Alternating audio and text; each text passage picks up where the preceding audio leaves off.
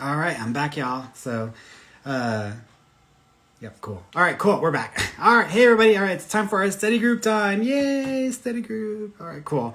All right, for those of you who are tuning in, this is study group time. So what we do is we basically read a book, or I read from a book, and I stop, I give commentary, and I share my own experiences, and I kind of give it a little bit more oomph, just because so many times whenever we read books that are spiritual in nature or that are based on like certain types of laws, like for example we're reading The Secret, which is the law of attraction, many times people read things but they don't always apply or offer up examples of real world examples of what they're talking about. So that's what I like to do. I like to talk about like what my experience has been. So hey Ray, hey, you look warmer now. I'm fine. I'm good. I'm good. Yeah, I definitely feel warmer now for sure. I know whenever it's cold outside, I get white. I get like really light and white colored and everything. So, all right. So let's get started here. So I'm on page. What page am I on? We're on page 77, 76 or 77. So I'm on one of these pages. So come on. You can come up here. Okay.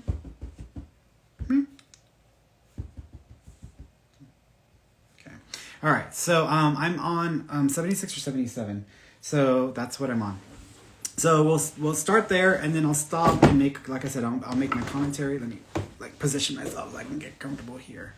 So, and then Shani wants to be in and on. She wants to read as well. So you gonna read with me? You gonna read with me? Yeah. You can read? Yeah? Okay. All right, so let's get started. So, number 76. Okay, so as I do this, I am powerfully creating gratitude. Okay, here we go. Gratitude was a fundamental part of the teachings of all the great avatars throughout history.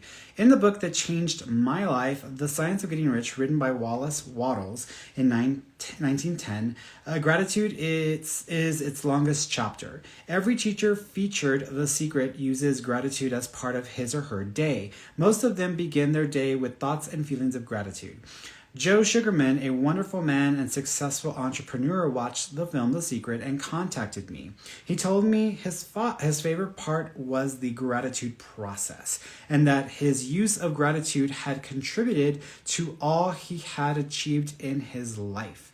With all of the success Joe has attracted to himself, he continues to use gratitude every day, even for the smallest things. When he gets a parking space, he always says and feels, "Thank you." Joe knows the power of gratitude and all it has brought to him. And so gratitude is his way of life. With all that I have read and with all that I have experienced in my own life using The Secret, the power of gratitude stands above everything else. If you only do one thing with the knowledge of The Secret, use gratitude until it becomes your way of life. And I will say this with the idea of gratitude, because they kind of make it seem as if you aren't able to practice or to express gratitude, then you're going to fail at manifesting what you want or attracting the things that you desire. And it's not true. And what I like to say is gratitude is, many people think that what gratitude means is having this like high energy feeling of like, I love this, I love this, I love this. Like I love something so much, or I'm really grateful for it in a very like high energy way. That doesn't always have to be that way, y'all. Sometimes just getting up and smelling certain scents and just being like, oh, I love that. Like expressing appreciation or expressing your happiness with having experiences, even if they're small experiences, will help you to build up that charge around the idea of gratitude. So like when I was going walking today, on the way walking, there's a house that we hit at the corner that they just started using their fireplace, and the smell of the wood, it's juniper, which is a wonderful smell. It almost smells like human, but not necessarily exactly the same, but it smells really good. But every time we pass by there and we smell that, we love it. And we always comment on it like, oh my God, I love that. And it's a regular thing that we do. And so we'll express that. We always express, and this is why I like my walks every day, because it gives me something to really appreciate or really enjoy.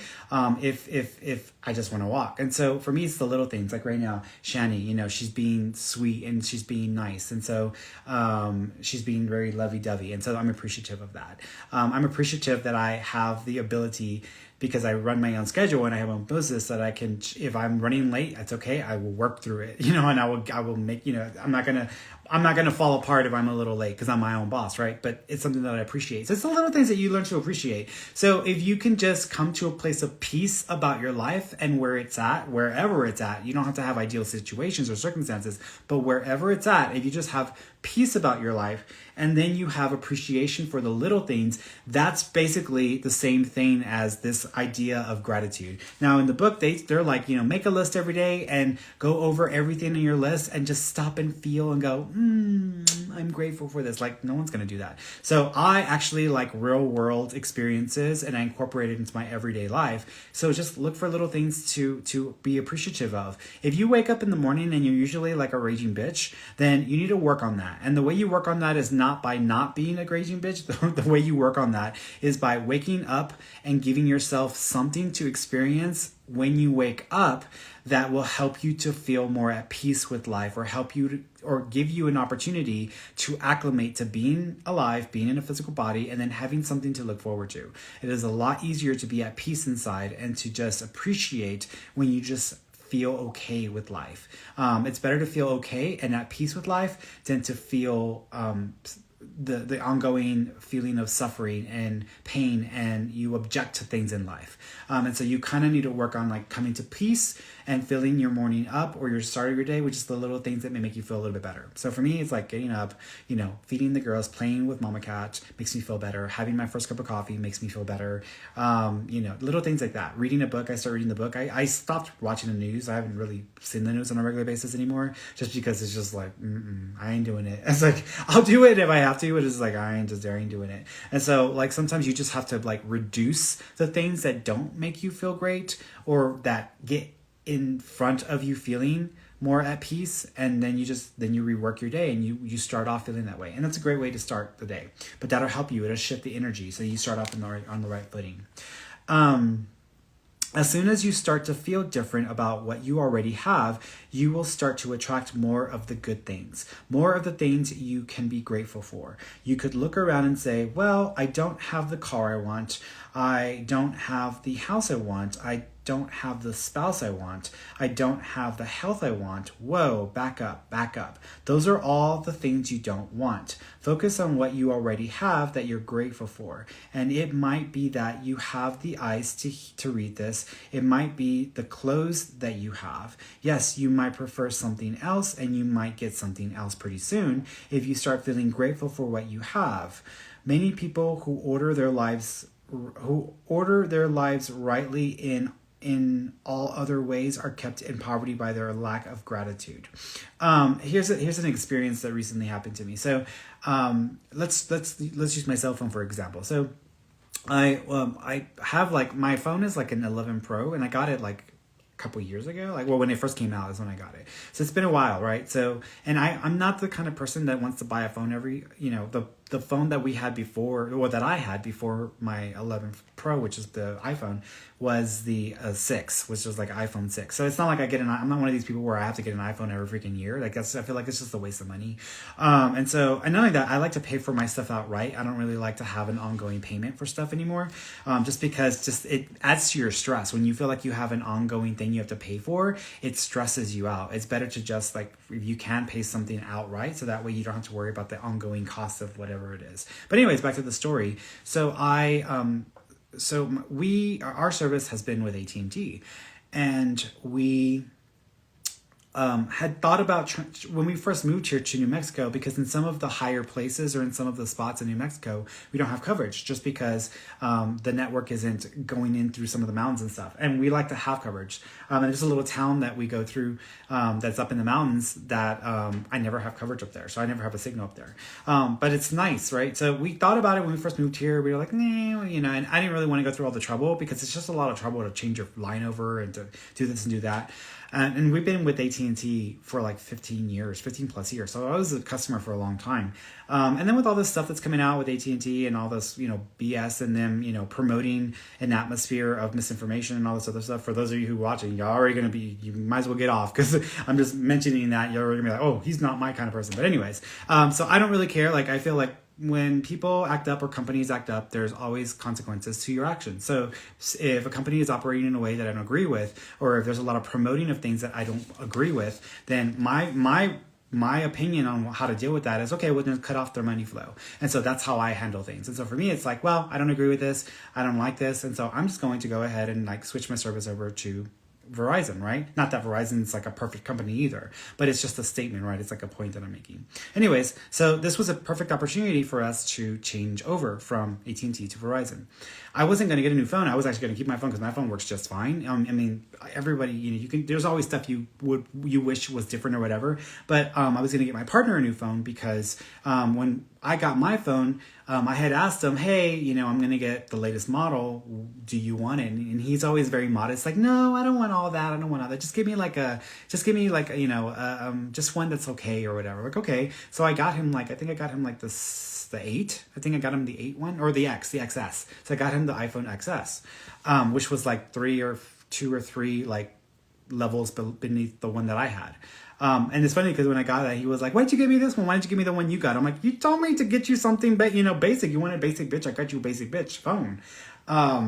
So that was it. Right. And so I didn't realize it at the time, but my camera is far superior to his camera system, because mine has 3 lenses, and it's really good at it's like, I won't say telescopic, but it's really good at zooming in. Also really good at like nighttime shots and all these other things. And that's actually what I love most about my phone. If I don't have anything else for my phone, I just wanted to have a really good camera because I use it a lot for cameras and pictures. Right now I'm using it with the camera, so the camera's decent. So we were moving it over from AT&T to Verizon, and I wasn't planning on buying myself a new phone. I was like, oh, I'm fine. My phone's fine. I don't need a new phone. My phone's perfectly fine.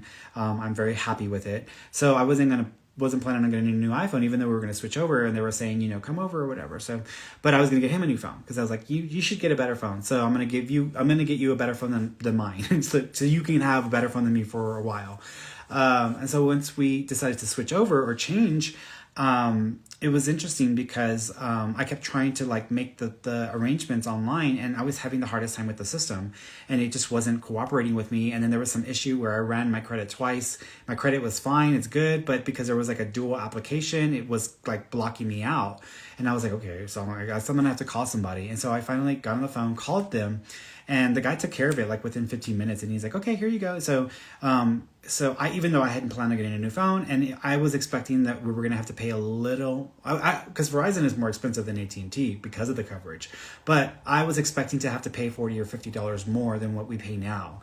And I'm willing to do that because of the coverage, and also because you get more perks. But I was like, it is what it is. Well, got through with the conversation with the guy, and not only did my partner get a free phone, I got a free new phone, which is the latest model. And then on top of that, then they waived a lot of the fees. So it literally that, and then on top of that, they gave us like a $500 gift card just for switching as well. So it literally, I didn't pay anything.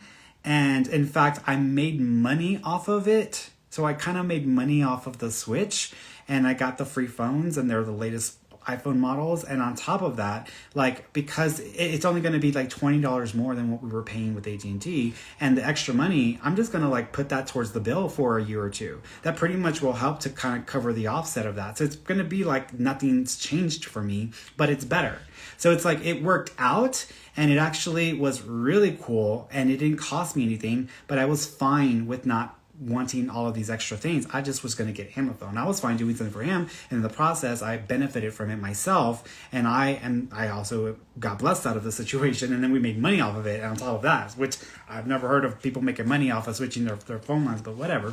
But yeah, so that was it. So it was cool, and I was like, okay, that's pretty cool. Like not only did I not spend a dime, I actually made money from just doing this. So, but that's what I'm talking about. It's like I was at a place in my head where I was okay with where I was, which is my phone works fine. I have no issues with my phone. I have no issues with, even if it's like 2 models behind, I don't care, but I'm okay with it. And because I was coming into that situation and making that switch from a place of peace and just appreciation for where I was, I lined up with a better opportunity and it worked in our favor. So that's one example of what I'm talking about, and what they're referencing here is like sometimes when you are just at peace with what is and you have appreciation for what is, that's a great starting point for manifesting and for attracting better things into your life. And a lot of people don't realize that. So people out there who are constantly complaining and bitching about their lives, complaining and bitching about people, complaining and bitching about things not being perfect, then, there's a place and a time to vent. But if it's happening every single day and with every single thing in your life, that's not the place and the time. That means that your life has become a magnet for more of the same.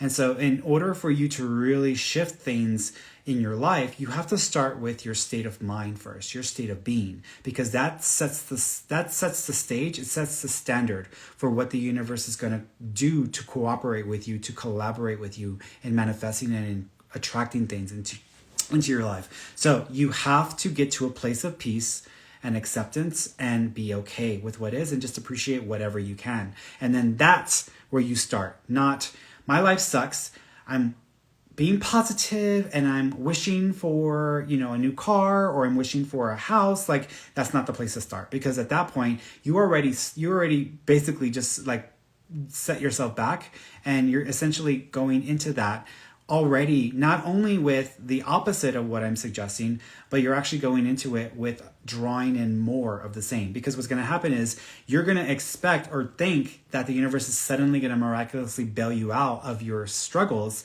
and it's not. And what happens at that point is, because you're not going to get that, it's going to feel like a slap in the face from the universe, and it's only going to make you worse. And so you have to shift that first. Then you can work on the things you want to manifest or create, but you have to start from a good starting point. And that's a good starting point. Dr. Joe Vitale. So as soon as you start to feel different about what you already said that. It is impossible to bring more into your life if you are feeling ungrateful about what you have. Why? Because the thoughts and feelings you emit as you feel ungrateful are all negative emotions, whether it is jealousy, resentment, dissatisfaction, or feelings of not enough. Those feelings cannot bring you what you want. They can only return to you more of what you do not want. Those negative emotions are blocking your own good coming to you. If you want a new car, but you are not grateful for the car you have, that will be the dominant frequency you are sending out. Be grateful for what you have now. As you begin to think about all the things in your life you are grateful for, you will be amazed at the never-ending thoughts that come back to you of more things to be grateful for. You have to make a start, and then you have to make a start, and then the law of attraction will receive those grateful thoughts and give you more just like them. You will have locked into the frequency of gratitude, and all good things will be yours. I sometimes when I'm reading the book, it gets a little bit like, I won't say redundant, but it gets a little bit silly. Because it's like, you'll get all the things you want. And I know from experience that that's not what happens. You're not going to get all the things that you want. I mean, we all want a lot of things, but you're not going to get all the things you want. You'll get a lot of things, or you'll experience a lot of good things, but you're not going to get all the things that you want. Why? Because if what you want is in conflict with your soul's path and what you're supposed to experience as a human, then there's a conflict there, and your soul will win out every single time. So even if you chant peanut butter and you meditate upside down and you're collecting eagle's feathers and you're like trying to smudge your house with like baby butt ointment, whatever you do that you think is going to bring you what you want, if it goes against your soul's plan, it is not going to happen, because your soul has a plan of its own. And just because you're human and you don't comprehend all of those details, because you don't remember all those details, doesn't mean that you get to win out over the soul. The soul's going to get what it wants. And so you you basically are the soul's bitch. We're all soul's bitches. And so I'm my own soul's bitch, and you're your own soul's bitch, and the soul's going to win. So what you do is you just focus on what I always tell people, focus less on the things and focus more on the experience. Because if you can embody and you can capture the experience you desire to have, and it be a realistic, down to earth experience, not a illusionary experience that you see on a show or a experience that you watch from a Disney movie. Like, I'm not talking about these imaginary experiences that most people don't normally have. I'm talking about real, practical, everyday experiences. You know, if you want love, don't pluck a couple out of a show that isn't even a real show and it's not even a realistic relationship, because you're just setting yourself up for failure. Think or look for a couple who actually have a good relationship and see how they operate. Pay attention and capture the energy of their relationship. And so when you think of a relationship for yourself or the experience of having that kind of relationship, you're embodying something that is realistic, that is practical, that you can relate to, you can identify with, and the universe gets a very clear signal of what you're looking for. So you have the highest possibility of being able to pull that in and have that too. But you have to start with being realistic, with being practical. Then you can build yourself up to really extraordinary experiences in your life. Experiences that completely are out of your, the experiences that are completely out of the ordinary that come up for you. You know, like recently, I had planned on going to Hawaii in 2020, bought my ticket and everything, and it was not expensive. It was not cheap. I'll put it that way. And so, of course, you know, the pandemic happened and it got canceled. So then we had rescheduled it, and I rebooked it for this year, just a couple months ago. And of course, you know, COVID started surging, and I wasn't going to go and get on a plane because not only that, but with my plans to go there in 2020, I only had to get on like 2 planes, and I was there because the world has changed, the airline industries has changed, and my upgraded ticket from 2020 was I no longer had the option of an upgraded seat for like this trip for this year. So I had to settle for a different type of seat. And I was like, well, shit, this is like, I'm paying more for less. And then on top of that, they were going to charge me extra to do a rebooking. And then on top of that, I would have to go to the airport or go through an airport 6 different times. It's not just like 2 planes. So I was like, oh, I don't really want to do that. I don't really want to go through all of those airports with COVID surging. I just don't want to do it. So I was like, nope, not going to do it. But so I was like, well, oh well. And the airline, they gave me till March of next year to use the tickets. And I was like, well, I don't know if I'll be making the plans by then, or if I'm going to get it booked in time. So, and I even just thought about that like 2 or 3 days ago. I was like, I don't know if I'm going to make that a point, if I'm going to make the booking in time to be able to take advantage of it next year. And then they just sent me an email today and they said, hey, we're giving you an extra year to use your tickets. So you have until the end of next year. I was like, oh, cool. I got an extra year to hold on to that and then rebook them at a different time. So hopefully the airline process is better at that point, but it is what it is. And I think in the past, I would have freaked out because they were not cheap, and I would have freaked out that I spent that much money and I didn't get nothing for it. So I would have freaked out. I don't freak out about stuff like that anymore. If something's going to be costly, I'm like, well, it's going to, I actually have gotten to the point where I'm okay with losing a nice chunk of money if I lose money. But you have to build yourself up to that. You would ask me 10 years ago, hell no, I would not have been okay losing money like that. Ask me 5 years ago, maybe I wouldn't have been okay with it. Today, it's like, well, the universe is going to provide, and it's okay. Like, I'm blessed. The universe will continue to provide. I will continue to align. So I trust that process as long as I do my part and fulfill my part of the deal. So that's how you have to approach it. Okay. Going back to this, where are we? Yes. Okay. I think everybody goes through times when they say things aren't working right, or things are going bad. Once, when there were some things going on in my family, I found a rock and I just sat holding it. I took this rock, I stuck it in my pocket, and I said, every time I touch this rock, I'm going to think of something that I'm grateful for. So every morning when I get up in the morning, I pick it off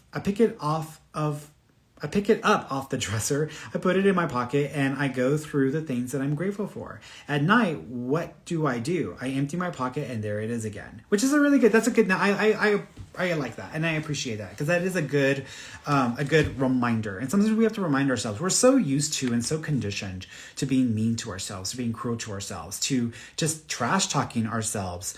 And if you're not trash talking to yourselves, then you have the people on the opposite end where they're overly delusional about the reality of their life. Like, oh, I'm hustling, I'm making it work, and I'm going to do great things. I'm like, okay, but do you have a budget in place that you actually follow for your finances? Well, no, I don't got no budget in place, but I'm going to make it work. I'm like, okay, but do you have a strategy, and did you go and get your DBA for your business that you want to have? Well, no, I ain't made time to go over there and get my, DBA, but I'm going to make it work. I'm going to make things happen. I'm like, look, before you start walking around, opening your mouth, telling everybody that you're going to have all this money, you're going to attract all this money, that you're going to have a business and all this stuff, you might want to just bring it down a notch and get like realistic and just take your ass over to the city hall or to the business administration and go get your DBA in the name of the business.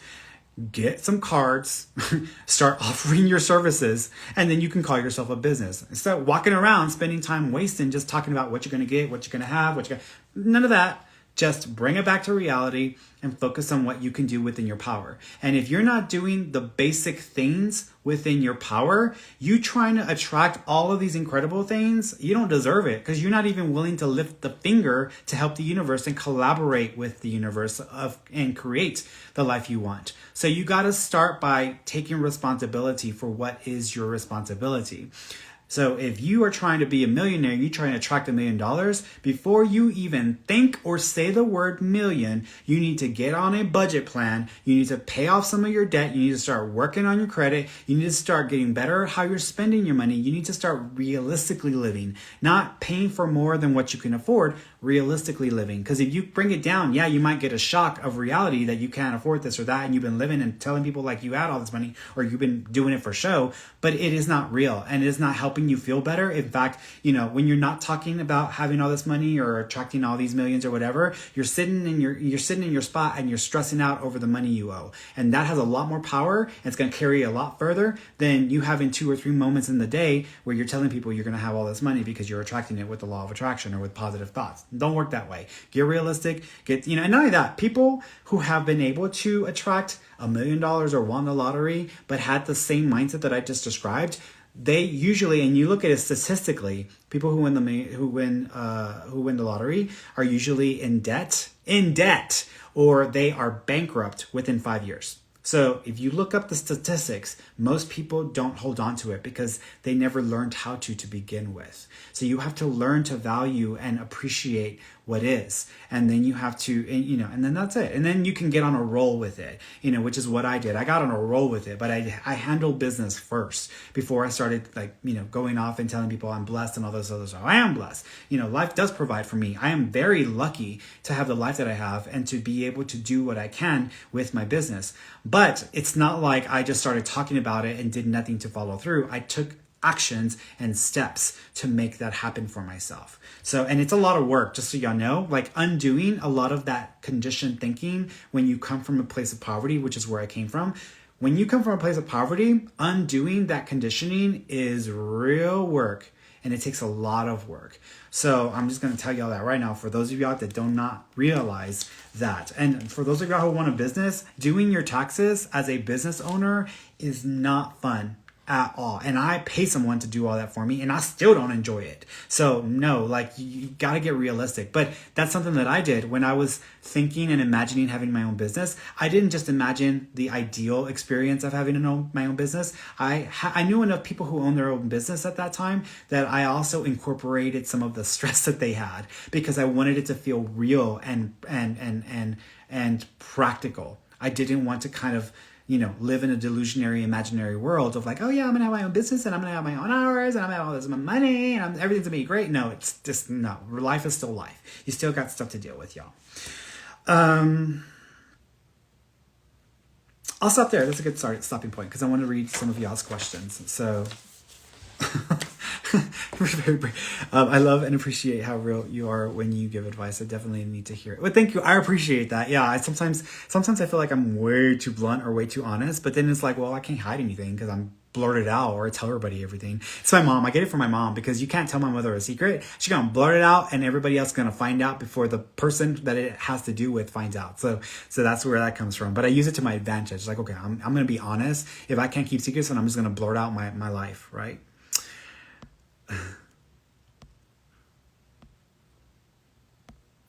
Thank you. Saint Love My Girls. Is that what it is? Saint Love My Girls or Street Love My Girls? Baby butt ointment. Yeah, it's like, yeah, you gotta make stuff up when you're talking sometimes just to get the point across.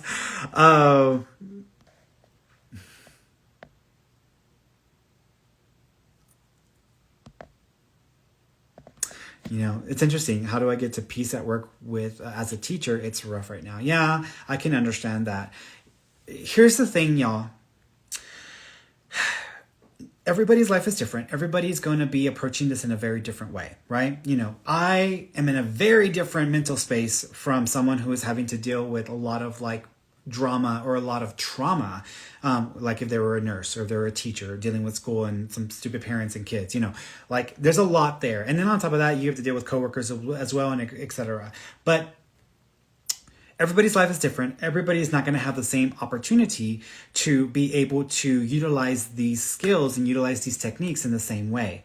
And so don't try. Don't try to do the exact same thing somebody else is able to do. Some of y'all are not able to do what I'm able to do. Some of y'all aren't able to afford an iPhone. I get it. Like that's me bragging. I get it. But at the same time, in order for me to share the full extent of my journey and what I've had to go through and why I know what I'm talking about is because of where I'm at today, what I'm able to achieve today versus where I was 10 years ago or 15 years ago and where I started off from. And so I have to share that full journey because if not, it's not going to help you. And so what I would say to you is most of you are not going to be on the same level or in the same playing field with trying to apply law of attraction techniques when you're dealing with very challenging circumstances.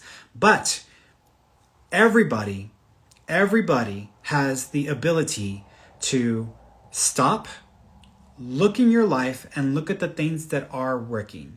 Not look at the ideals. You're not looking for ideals. You're just looking at what's working. Okay? What's working in your life? What is working? So just look at what's working and accept and just appreciate that. Just to have something to start off from. Whatever's not working, do you have any ability to change that from just taking some steps and actions? Is there anything you can do? And if the answer is no, I'm stuck, I'm trapped, there's no way out of this, okay.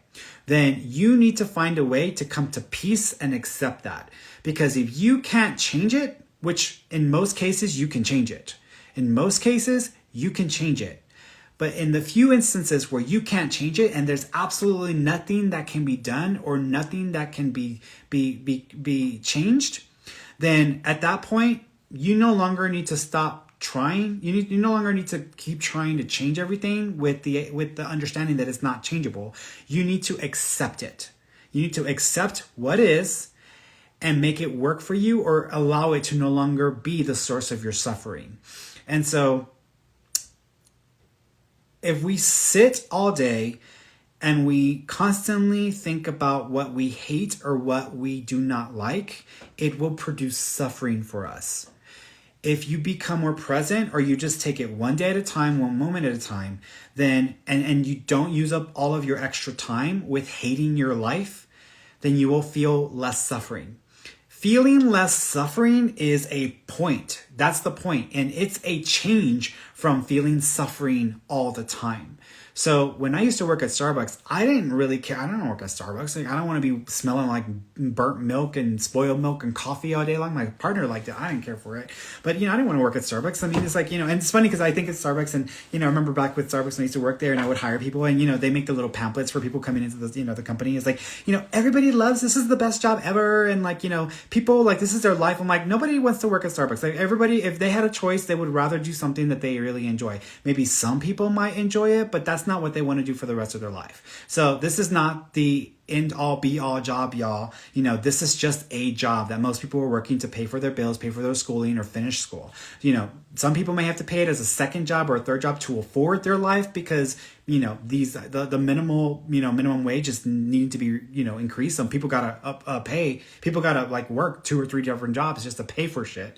But when it comes to having a life that you wake up every day and you pretty much just hate everything every day, that's a problem, because at that point, there's no way to come into any different space or to even try to create or manifest a different life. So at that starting point, if you are trapped and you're stuck in a situation, there's no way to change it, no way out, no way to effectively do anything different, then you just have to come to a place of acceptance and just do the best that you can and make the best of it that you can. And if you have a moment where you can have a better experience or a happier experience, or you can give yourself any relief, if you have been dealing with a bitch of a mother and you have been trying to help her, she can't do for herself, but she was just really cruel to you, but you don't feel confident in just, you know, putting her in a home, and you accepted that responsibility. And I get it, because that's a lot of work, you know, and so all day you're just having to deal with your mom's bullshit. You know, at some point, you don't have to see her. What you do with that time is on you. You know, if you have an hour in the evening, right before you go to bed, where you can just catch up on a show, or you can work on a passion project, or you can connect with people who are focused on things that you care more about, then do that. You know, then do that. I would tell you, you put your mother in a home. Is she a bitch? Put her ass in a home. That's a lesson to her, because she was that way in her life. That is the consequence of her actions. So I would say put her butt in a home. That's just me. But, you know, I'm a different story, because I like to make people accountable for what they need to be accountable for. But if that's not you, and you cannot fathom making your mom accountable to her own behavior, and you feel like you have to take care of her because you feel, you know, then that's on you. That's your choice that you made. But if you're stuck with that situation, then you need to make the best that you can out of it. And you need to give yourself as many luxuries, or as many things you can give yourself, to pamper yourself, to love yourself, to nurture yourself, to just keep yourself sane. Anything and everything. So that means you get to work on a quilt patch each evening for 1 hour after your mom's, you know, dropped off when you over medicated her, because you don't even realize that you're doing it, but you actually are doing it because you're that way. But, you know, you're working on that patch right before you go to bed. That's one moment in the day where you can really appreciate, and you're at peace with that experience. And then you just need to increase that as much as you can. But you got to find a place to get at peace with life, because if not, you keep pushing against life. You keep, you know, why God? Why do you keep doing this to me? Why do you keep putting me through this? Why this? Why that? If you keep pushing back against life, all you're going to do is feel the intensity of the contrast of preference and experience. You're only going to feel worse. You're only going to feel worse. So you have to do the best you can and make the best of it and come to peace with things. There was a gentleman, forgot his name. He wrote a book, actually. I want to say something Nepo. I think his name is Nepo. Anyways, he was Jewish. He was in the Holocaust, and he was in a concentration camp. And that's, I mean, for those of y'all who don't know y'all history, like that is really one of the worst places you can be at, and the worst experiences you can go through. Because you're starving to death. Most people are starving their bones. You don't have any heat. You don't have any air conditioning. You're in a shack. You don't really have proper clothing. You don't have blankets. You're sleeping on like a flat bed. If you can stay alive enough to lose the weight, if you can stay alive enough to just get to that point. So you have all these people who went through such suffering. And on top of that, you know, they were tortured. They were treated horribly, and they were forced into labor. So you have people living like this, okay? They can't escape it. They're prisoners of this situation. And so this gentleman, he actually wrote a book because he said he would have a practice every day where he says one day he was able to eat, and all they gave them was water. Like it was like dirty water with like fish in it. And what he had a bowl of like dirty water, and there was just the fish head. They didn't even give him the good part of the fish. It was just the fish head. And that was all that was in the water. And he sat there and he focused on being at peace. And he sat there and just coming to terms with the reality of it. And in the process of coming to terms and coming to peace with it, he found a way to appreciate just having that in comparison to some of the other people who were there that did not have even that. So he was able to find a peace in that kind of situation. So you're not going to tell me that you can't find some sort of peace in your life, because it is possible. People who have gone through worse shit have been able to do it. And that's a great starting point to work your way back up to a higher state of being. That doesn't necessarily mean that you're going to automatically, as soon as you change your state of being, that everything's going to miraculously change to your benefit. You have to maintain that momentum. You have to maintain that energy flow. You have to maintain that state of mind, that state of being. Because if you don't do it consistent enough, long enough, the universe is not going to take you seriously.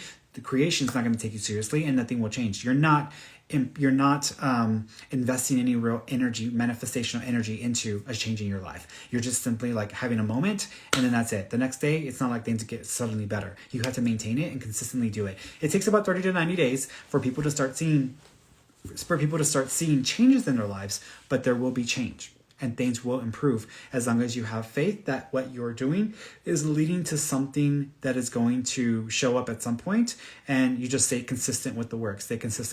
And it's not about having an empty faith. It's not about being overly positive. It's just simply about being at peace and making the best of it. That's it. And that's the minimum, because without that, you ain't going nowhere. You ain't going to do nothing with your energy. You're going to attract nothing. So that's the starting point.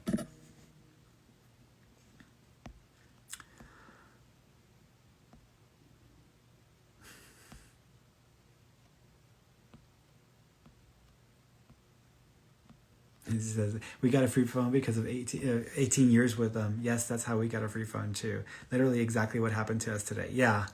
AT&T, Verizon's making a killing. I'm going to tell you that. We didn't get a gift card. You worked it. I didn't do anything. I literally did not do anything. I was like, based on what I was putting into the computer, the system, it didn't even offer me a gift card. It didn't do any of that. It was just going to cut off the price of the phones. And so I was still going to end up paying like $200, which is fine. I can pay. I mean, that's a good value there. But when I called, because the system kept like messing with me, it forced me to call. So was it a coincidence, or was the universe trying to line me up with an opportunity to gain? Because the minute that I called, all these other options were available to me that I did not even know about. And the fact that we got an extra $500 each of us for just as a, I was like, well, all right, sure, why not? So yeah. So, but that wasn't what we were, so it's funny.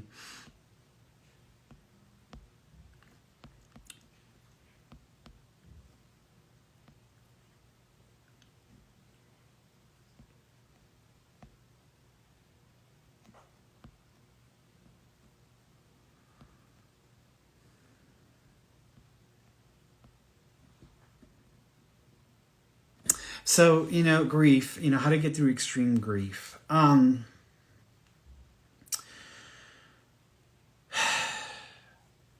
Grief is a very tricky emotion,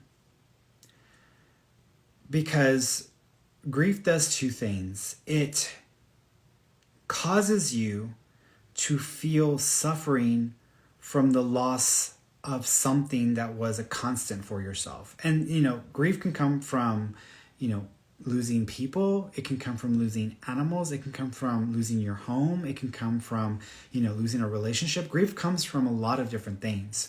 And grief is based in two big things. It's either the sudden shock and the experience of loss by whatever it is that's causing the loss.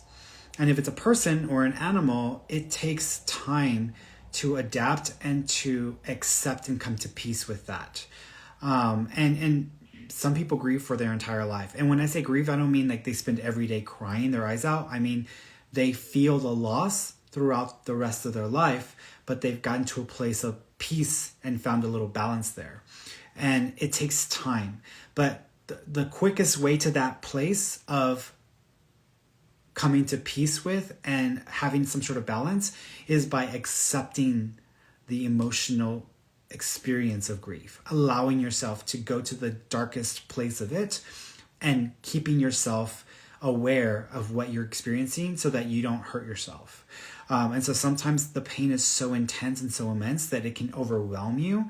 And if you go into that state by choice, there's a little more ability to have control, because at that point you're giving yourself permission to have the emotional experience with the understanding and intent that it is a temporary state that you will be overwhelmed with for a few moments. It's actually not that different of having the experience and giving yourself over to experience of grief than giving yourself to the experience of being a medium. When I'm a medium, or when I'm trying to connect with the spirit, I give myself over to them and I let them, do with me what they want to do.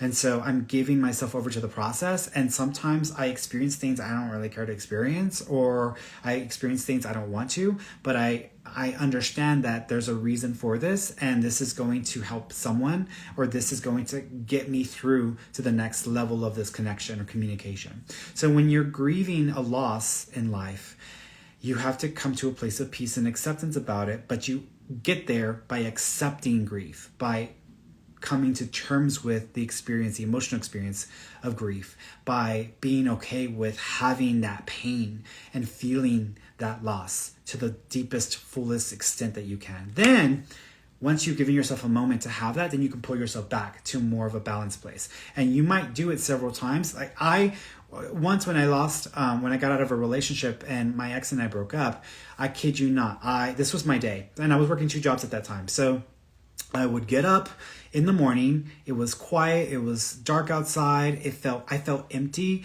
and I would get in my car, and actually I would start getting a little sniffly right when I would get up, because I would wake up and realize that this person was gone, and that hurt just to wake up knowing that. And so then I would get dressed, get in my car, start heading to work. And while I was heading to work, I would listen to Kelly Clarkson. It was one of her big albums. I would listen to Kelly Clarkson, and I would listen to her song, and I'd be crying my eyes out and bawling and bawling and bawling. I kid you not, would be crying for 10 to 15 minutes on my way to work in the morning. Get to work, get pulled into the parking lot, dry my eyes, make myself look decent enough, and then I'd go in and do my job. And then I would go on my break during my lunch hour, go back to my car and cry. Then I would stop, go back into work, finish the day off. And then I would get back into my car to go to my second job. And I would cry all the way to the second job. And then I would get to the second job, dry my eyes, make myself look presentable. And I was working as a office assistant for a podiatrist, a foot doctor. So I would go in, do my job, do what I had to do, and then I would repeat that same process on the way home from work at the end of the evening. So that was literally my day, every day for a few weeks, until I finally did not cry as much, until I finally didn't feel the need to cry as much, until finally I didn't cry at all. And so, but it took time, and you have to accept it because it's part of the process. And that's just one version of grief. That's not talking about other versions of grief as well. So, I mean, there are times my tia Melba, I love my tia Melba. I grew up with her, and she was like a second mom to me. And when she was passing away, I felt a lot less at that time. And I think it was because it was a shock. And even though, I hadn't been as close to that part of the family for a while, she was still very, I loved her, I have a lock of her hair. And so I have some of her wigs because she was going through chemo at one point, and I have her wigs because I'm planning on using them for skits that I'm going to do. But I have her wigs now. Because my cousins, when they came up here a couple weeks ago, they brought me all her wigs. So I have her wigs, so I'm going to be using them. But yeah, so there are things about her that I miss, that I loved her for. And it's in little moments, when I just bought pan de dulce at a place, and the cuernitos, the little horns, they're like a little bit more drier than I care for. But I remember my tia, she liked it like that because she said she used to dip it in her coffee, and it would moisten up the bread enough so that she could get that taste with her coffee and the sweet bread, but it wouldn't make the bread so soggy that it was like mush. So she actually preferred it that way. But I would remember those little things. And so those little moments come up throughout the day where you remember something about someone, and you're grateful for them, and you're appreciative of what impact they had in your life and who they were in your life. And many times when people pass away, they get so caught up in the pain of the loss and despair that they start forgetting the positive experiences or the good memories or the moments that were really special because they're so focused on their pain. But the moment you accept the pain, and that's part of the process, and you still remember this person and remember who they were in your life and what they were for you, it shifts things around. And not only that, it allows them to start to visit with you in your dreams and just to come around and let you know that they're around you.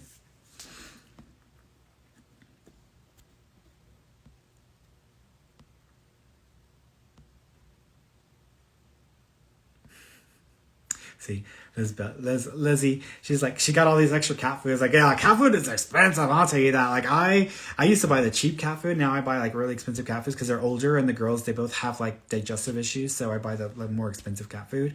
Yeah, I spend more money on cat food now than I did spend on human food when I was poor. Like that's the shift. That's the thing, the difference that, you know, life can bring for you. Why does everyone want to send me all their cranky parents? Send the sweet ones to me at nursing home, please. Oh,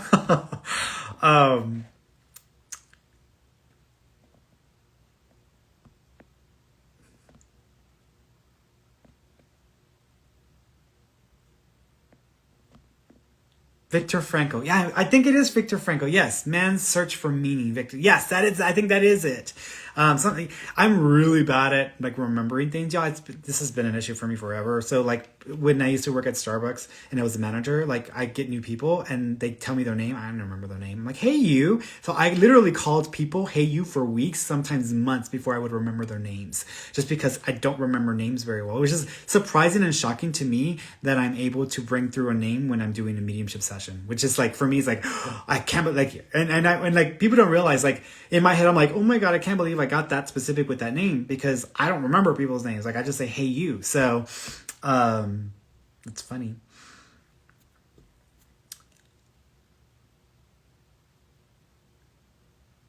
Yeah, The Untethered Soul by is it Jonathan something, I think. Forgot the name of it. What see? Forgot the name as well. I know The Untethered Soul. He wrote another book and I actually got the audiobook and I think it's called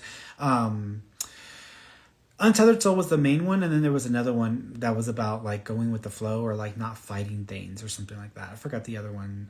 It's on my Kindle. It's on my Kindle. I don't remember what the other one's name is. But anyways, he gives a lot of details about his own journey, and I love that because I love spiritual teachings. I love even more when I actually hear about the spiritual teachers themselves and what their experience has been like and what they had to go through. That for me is what I prefer. You know, when I used to see these people on TV, I used to see Sylvia Brown on TV, John Edwards, etc. That was great. I loved seeing them, but I wanted to know what was going on behind the scenes. And there was a lot behind the scenes that we did not know about when with people who were well known. But that's what I prefer to know because I don't want to see a part of a person or a version of a person. I want to see the whole person because that helps to inspire me. Because if I know that someone went through it and they had to really bust their ass to get to where they were, it makes me feel inspired, like I can do more or I can achieve more myself. And so that's why I appreciate like all of those like behind the scenes stuff.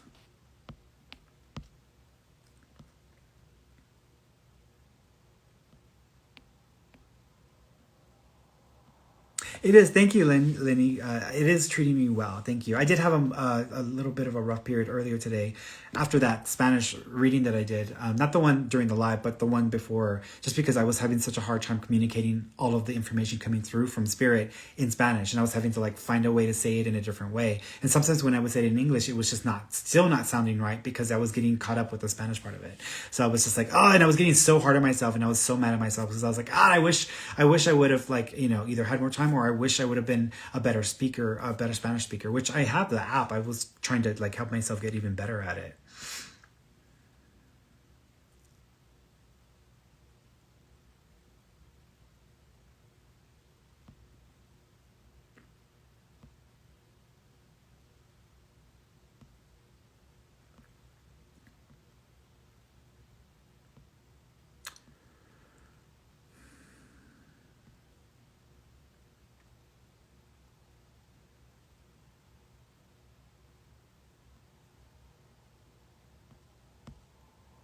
Mm.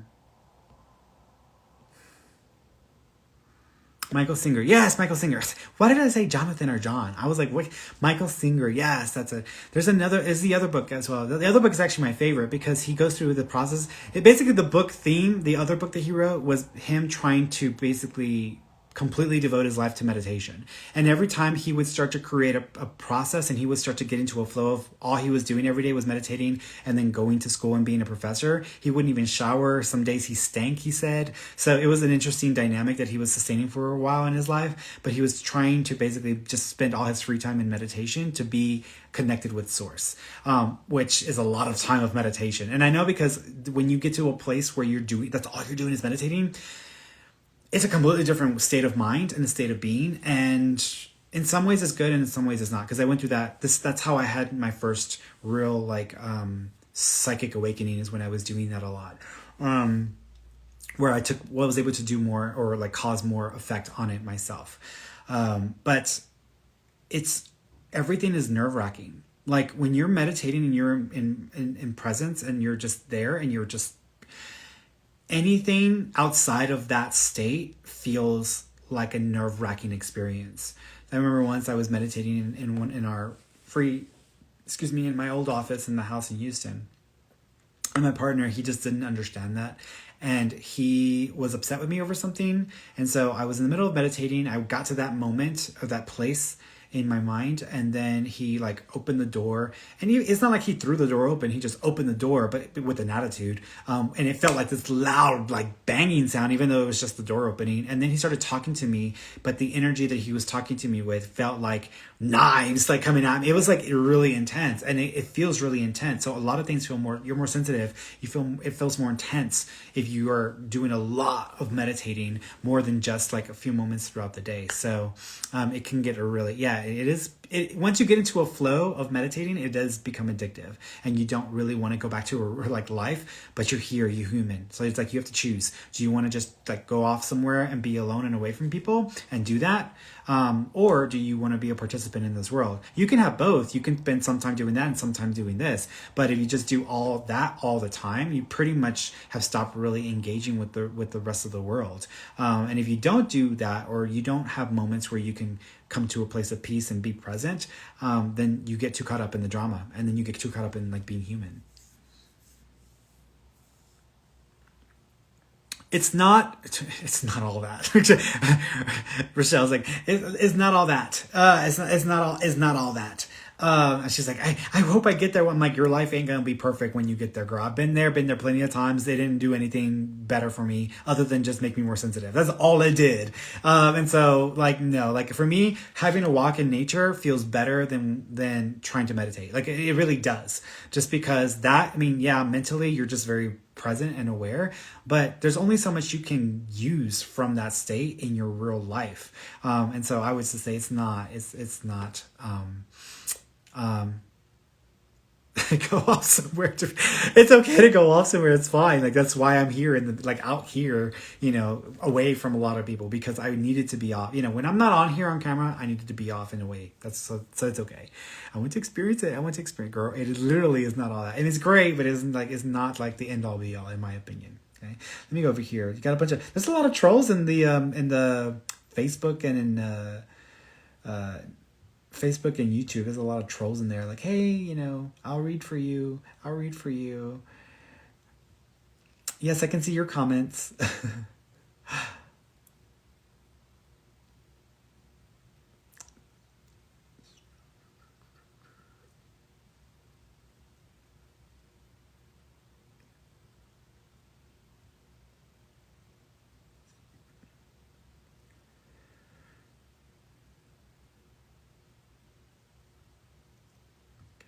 It's just personal questions here. Yeah, it's just personal questions. All right, guys. So I'm done. I'm good. So I love you all. Let's see. Hold on. Let me see. Definitely read that one next when I'm done with this one. Thank you for letting me know about it. Yes. I'm not having anyone but Ferny. Thank you for that. Well, thank you. I appreciate that. Thank you, guys. I appreciate that. All right. Well, I am done for the day. So I love you all, and I will be back on Wednesday of next week. Okay. All right, guys. Have a good night. Bye.